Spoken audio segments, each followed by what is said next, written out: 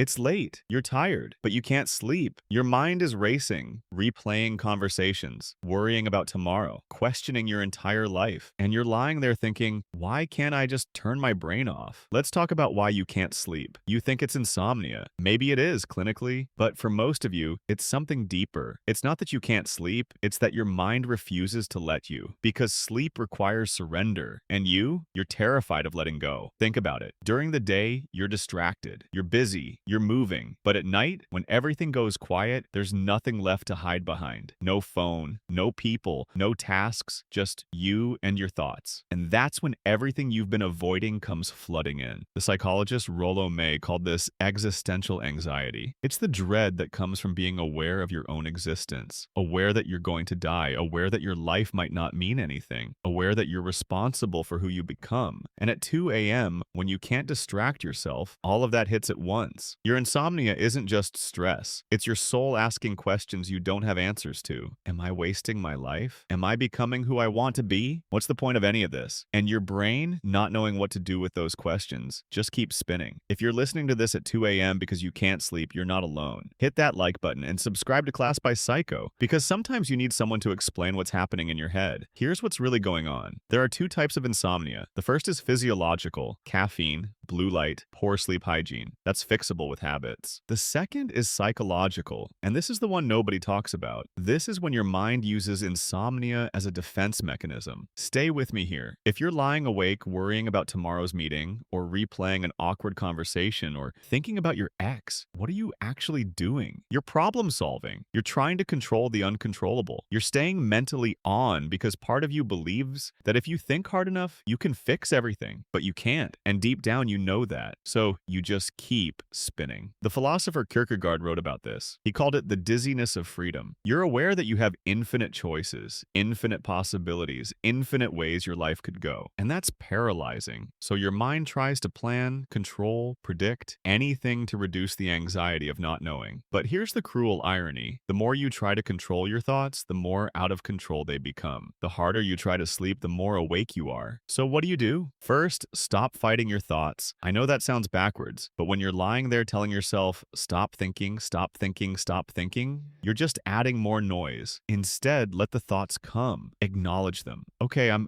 worried about that. I'm anxious about this. Don't engage, just observe. Second, accept that you might not sleep tonight, and that's okay. The anxiety about not sleeping is worse than actually not sleeping. Your body will survive on less sleep, but the spiral of I need to sleep, why can't I sleep? I'm going to be exhausted tomorrow. That's what destroys you. Third, ask yourself, what am I actually afraid of? Because your racing mind isn't random. It's protecting you from something. Maybe it's fear of failure, fear of being judged, fear of your own potential, fear that your life doesn't matter. Whatever it is, name it. Write it down if you have to, because once you face it, it loses its grip on you. And finally, understand this. Your insomnia is not the enemy. It's a messenger. It's telling you that something in your life is misaligned. Maybe you're living inauthentically. Maybe you're ignoring something that needs attention. Maybe you're running from yourself. Your mind won't let you rest until you listen. So tonight, when you're lying there wide awake, don't curse your insomnia. Ask it what it's trying to tell you, and then maybe you can finally let go. Thanks for being here in Class by Psycho. If this helped you understand your sleepless nights, share it with someone who's also staring at the ceiling at 3 a.m. I'll see you in the next one.